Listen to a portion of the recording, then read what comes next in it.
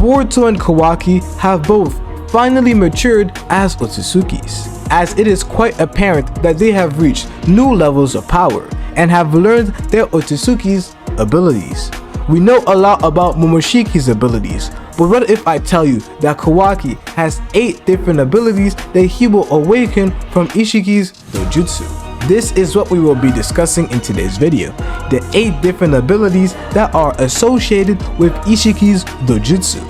But to truly understand these abilities, we have to talk about how some of these dojutsus work. Starting with the Sharingan, we know that the Sharingan transforms into the Mangekyou Sharingan. When it transforms into the Mangekyou Sharingan, each eye gives the user different abilities. We know that Kakashi got Obito's Sharingan, which then transformed into a Mangekyou Sharingan. Kakashi's Mangekyou Sharingan allowed him to use Kamui at a long range and mostly offensively, while Obito's Mangekyou Sharingan allowed him to use Kamui at a shorter range, more defensively. Each eye came with 2 different abilities and 2 ways of it being used. With Itachi's Mangekyou Sharingan, one allowed him to use Amaterasu and the other allowed him to use Tsukiyomi. The same goes with Sasuke, as the Mangekyou Sharingan abilities that he inherited were the ones that allowed him to use Amaterasu and another ability which allowed him to shape and control his Amaterasu. We can already see that in this instance we have a dojutsu that grants the user with 2 different abilities. This is where we now have to talk about the Rinnegan. The Rinnegan does something that is quite similar. The Rinnegan deals with the 6 path techniques, 6 different abilities. In the 6 path techniques, we have the Diva path, which is able to manipulate attractive and repulsive forces. We have the Ashra path, which allows the user to augment their body with weaponry and armory. We have the Human path, which gives the user the ability to read a person's mind while removing their soul. We have the Animal path, which allows the user to summon different types of creatures. We have the Preta path, which is capable of absorbing all forms of chakra, including most ninjutsu. We have the Naraka path, which gives the user access to call upon the King of Hell. And lastly, we have the Outer path, which gives the user the ability to preside over life and death, which is the ability that Nagato used to bring back people from the dead. These are 6 different abilities that stem from the Rinnegan, which is heavily inspired by the 6 path techniques. But what is Ishiki's dojutsu inspired by? So we know that Hagoromo is known as the Sage of 6 Path. He has the Rinnegan, which has 6 path techniques, which we already discussed. But when we look at Ishiki's design, you would see that he doesn't have 6 tomoes like we have with Hagoromo. He has 8.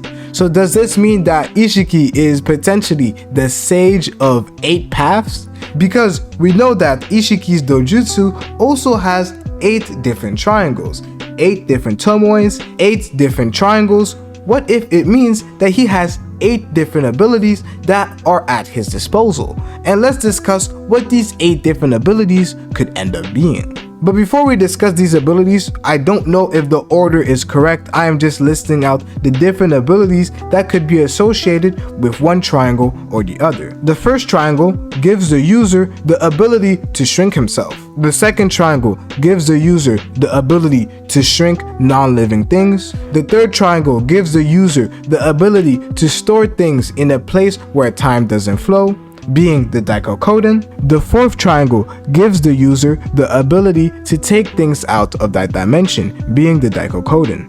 The fifth triangle gives the user the ability to go into that Daikokoden dimension freely and access that dimension for himself. The sixth triangle gives the user the ability to grant wishes, which is discussed by Amato and is foreshadowed by Jigen/Ishiki, which leaves out 2 other abilities that Kawaki could access from this eye if each triangle represents a ability, which means that Kawaki has 2 different abilities that we are yet to be shown, as we see Kawaki in the first chapter of the TIMESKIP with all these different 8 triangles. Ishiki probably didn't feel like using these abilities at the time because maybe it could have drained his life force even faster, or he didn't need to use it versus Naruto. There could be multiple different reasons why Ishiki didn't use it, because we know that there were time constraints to Ishiki's time on Earth.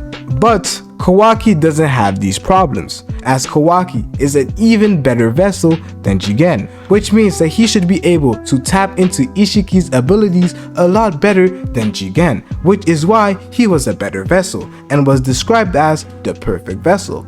But that's not the only thing that Kawaki should be able to inherit from Ishiki, as we also know that he had the Byakugan, and we have seen Otsutsuki's almost peer into the future with the Byakugan. We know that Momoshiki was able to do so, and we know that to some extent, Ishiki was able to do the same when he was able to check Jiraiya's fate, where he was able to acknowledge that Kashin Koji was a star of change. And this is very interesting because it just brings me to the conclusion that Kawaki has surpassed Ishiki. I know this is a crazy statement and nobody wants to believe this because nobody wants to believe that somebody has surpassed Ishiki or Baryon Mode Naruto, as everybody loves Naruto, but we have to understand that this simply seems to be the facts, and this is simply how shonen anime and manga works. People have to get stronger over time. That's how the story progresses. We're gonna get villains that are stronger and stronger over time. Our first few villains were Zabuza, and look at the end, we had villains like Kaguya.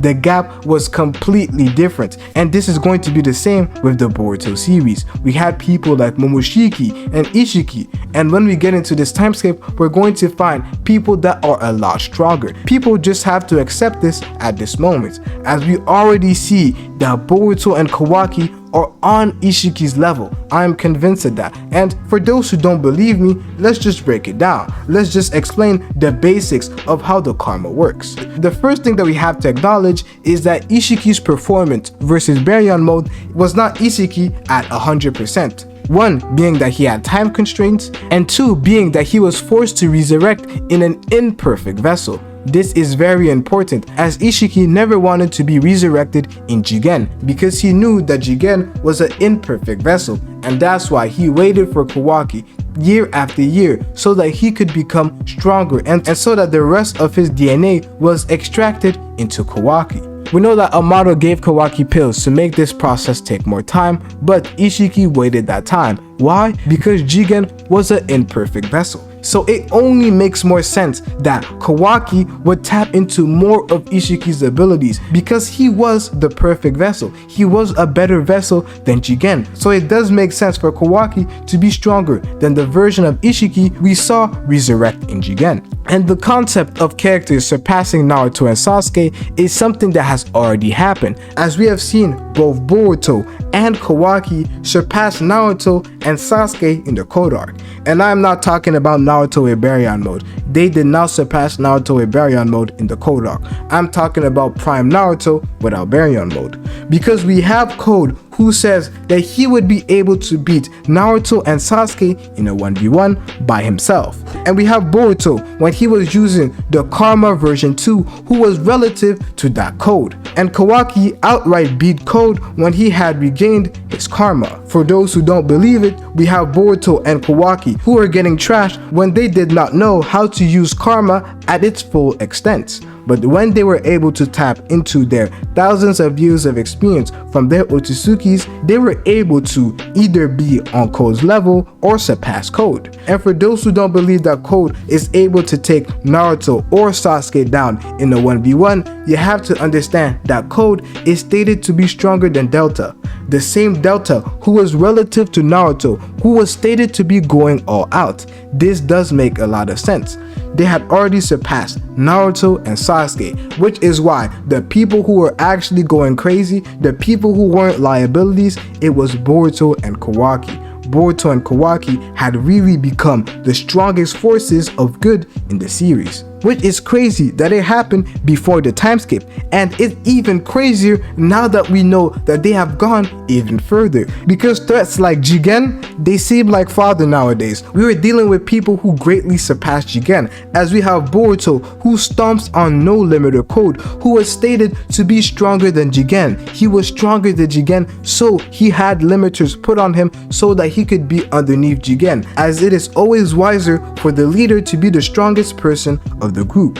and we know that that Jigen is the one who stomped on Naruto and Sasuke combined. I know that a lot of people won't like what I'm saying, but Boruto might be able to stomp on Naruto and Sasuke combined. But I'll just keep it there. I'll just say that he is stronger, but we just have to come to the understanding that Boruto is just stronger than what you have seen in the past. And this does make a lot of sense because Kakashi himself said, each generation will surpass the next. So what is it with Boruto that people are just too afraid of accepting the facts that the next generation has already surpassed the old one? And for those people who are saying that we are jumping to conclusions, yes, to an extent we are jumping to conclusions, but we saw Boruto who did react to code, which does says a lot, and it seemed like he wasn't even taking it too seriously, as he wasn't taking code seriously, talking bad about a person who is stronger than Jigen, which only means that he is at least on code level or he is greater. And this is the same for Kawaki, who has Ishiki's full dojutsu on lock, which means that he has mastered Ishiki's abilities, which only reinforces the point that he has surpassed Ishiki, as we know that Kawaki is a far better vessel than Jigen. There are just so many clues that Kishimoto is giving us that people refuse to listen to because of their blind love for Naruto, which is understandable, but we just have to face the facts. The old generation is being left behind as the new generation takes the front part of the story. This is Boruto's story. Naruto is sealed. I think a lot of people have to start to understand that this is no longer Naruto's story, as Naruto is sealed and Boruto is back in the village. But a lot of people doubt his strength, and this is why you have to watch this video right here.